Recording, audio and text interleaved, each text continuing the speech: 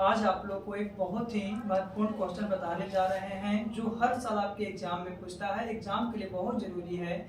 जो क्वेश्चन है आपका कि कोई भी संख्या है जिसका वर्गमूल नहीं निकलता है वो अपरिमेय संख्या होती है। जैसे एक, तो एक का वर्गमूल निकलता है, ये तो आपका परिमेय संख्या हो जाएगा। जैसे दो, दो का वर्गमूल नहीं निकलता है, ये आपका क्या हो जाएगा, अपरिमेय संख्या हो जाएगा। तीन नहीं निकलता है पूरी तरह से वर्गमूल, तो अपरिमेय संख्या होगा। चार वर्गमूल निकल जाती है तो परिमेय संख्या होगा।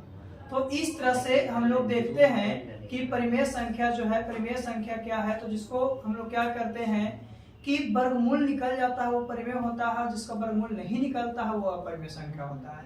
जैसे कोई डिजिट को लेते हैं एक एग्जांपल के तौर पर कि अगर 4 है तो 4 का वर्गमूल निकल जाता है, तो 4 क्या है आपका, जैसे 4 है तो 4 का वर्गमूल निकल जाएगा तो ये परिमेय होगा। लेकिन जो 5 है, 5 का आपका वर्गमूल नहीं निकलता है तो ये आपका क्या होगा, अपरिमेय संख्या। कब, जब रूट के अंदर रहता है तब। यानी कि ये रूट के अंदर है, ये वर्गमूल निकल गया 2 हो गया तो ये आपका अपरिमेय हो गया।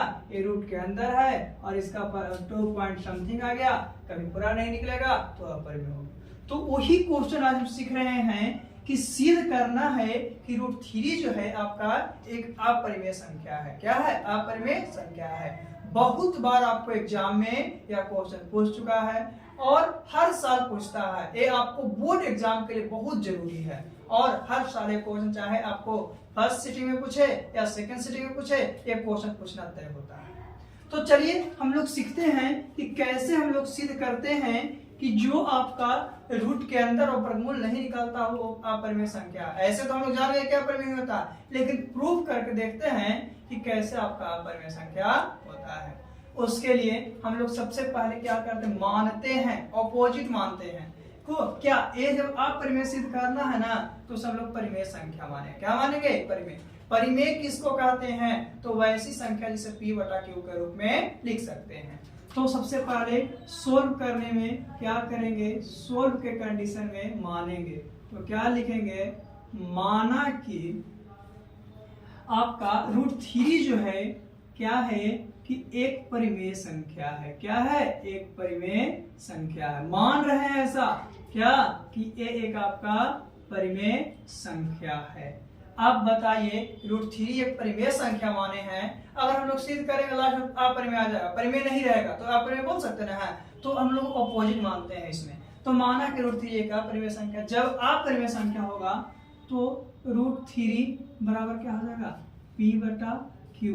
क्यों, क्योंकि हम लोग जानते हैं कि जो परिमेय संख्या होता है उसे p/q के रूप में लिखते हैं। चलिए तो √3 बराबर p/क्या गया, q। लेकिन जहां क्या है कि p और q कोई पूर्णांक नहीं है, जहां p तथा q क्या है, एक पूर्णांक है। क्या है, एक पूर्णांक है। कौन कौन, p और q जो है आपका एक पूर्णांक है। आगे हम लोग देखते हैं, क्या हम लोग देखें कि सबसे पहले कि रूट के अंदर आता है वो परिमेय नहीं होता है, नहीं ना।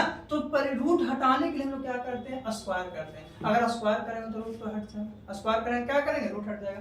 तो दोनों तरफ वर्ग करते हैं, बहुत ही आसान है। क्या लिखेंगे, दोनों तरफ क्या करने पर, वर्ग करने पर। वर्ग कहने का मतलब क्या होता है, स्क्वायर। वर्ग कहने का मतलब स्क्वायर। चलिए करते हैं। तो √3 है तो √3 का स्क्वायर भी करेंगे और p/q है तो इसका दोनों तरफ कहने का मतलब दोनों तरफ हम लोग कर दिए हैं। आगे हम लोग देखते हैं क्या, √3 का स्क्वायर करेंगे तो 3 बराबर p² और बटा क्या, q²। p²/q²। क्या कुछ नहीं है तो एक तो है ना, क्या है, एक है।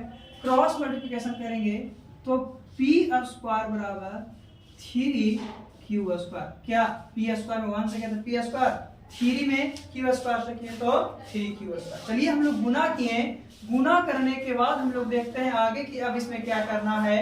तो गुना करने के बाद अब बताइए ऐसा है, हम लोग एक परिमेय पढ़ते हैं कि अगर p² 3q² को विभाज्य करता है तो p है जो कि 3q को भी क्या करेगा, विभाज्य करेगा। ये हम लोग परिमेय 1.3 में पढ़ते हैं। तो क्या p² अगर 3q² है, कंपेयर करते हैं तो क्या इसे हम लोग p बराबर क्या लेते हैं, 3q लेते हैं। देखिए स्क्वायर दोनों तरफ से हटा दिए थे, यहाँ पी था वहां क्या 3q था, p बराबर कौन सी 3q, p बराबर 3q। अगर p जो है 3q को विभाज्य करेगा तो p किसको 3d को भी विभाज्य करेगा। किससे? अगर क्या लिखेंगे, अगर p जो है 3q को विभाज्य करेगा, किसको 3q को विभाज्य करेगा तो p जो है 3 को भी विभाज्य करेगा, 3 को भी विभाज्य करेगा। आगे हम लोग देखते हैं क्या चीज से, a जो होता है परमेय 1.3 से। अब हम लोग देखते हैं क्या है कि जब a करेगा तो देखिएगा यहाँ पे थोड़ा सा ध्यान देने वाली बात है क्या, कि अगर यहाँ √3 था ना, √3 बराबर p बटा q था, ये ना माने हैं। अब यहाँ देखिए अगर यहाँ से हम लोग कंपेयर करते हैं, थोड़ा सा देखते हैं तो p बराबर कितना है 3q है, q बटा में आ जाएगा तो p बटा q बराबर कितना आ जाएगा 3 आ जाएगा।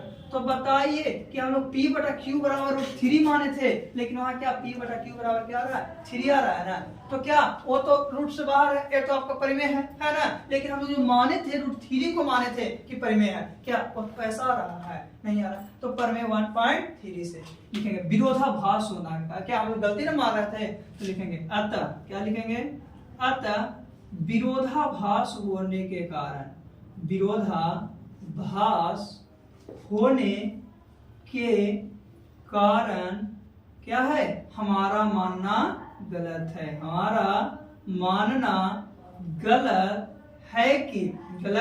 है कि जो √3 है एक परिमेय होगा, √3 एक परिमेय होगा, परिमेय संख्या न जी, परिमेय संख्या होगा। अतः या इसलिए क्या हो जाएगा कि √3 एक क्या होगा, अपरिमेय संख्या होगा। कौन सा संख्या, अपरिमेय संख्या होगा। क्या प्रूफ होगा कि नहीं? तो ये आपको एग्जाम के लिए बहुत जरूरी है, एग्जाम के लिए बहुत जरूरी है, आपको एग्जाम में कन्फर्म आता है। कितना मार्क्स में, 2 मार्क्स में, और बहुत ही आसान है। तो इस तरह से इस चीज को हम लोग देख सकते हैं कि ये आपका क्वेश्चन था। चलिए आगे हम लोग फिर अगले क्वेश्चन के साथ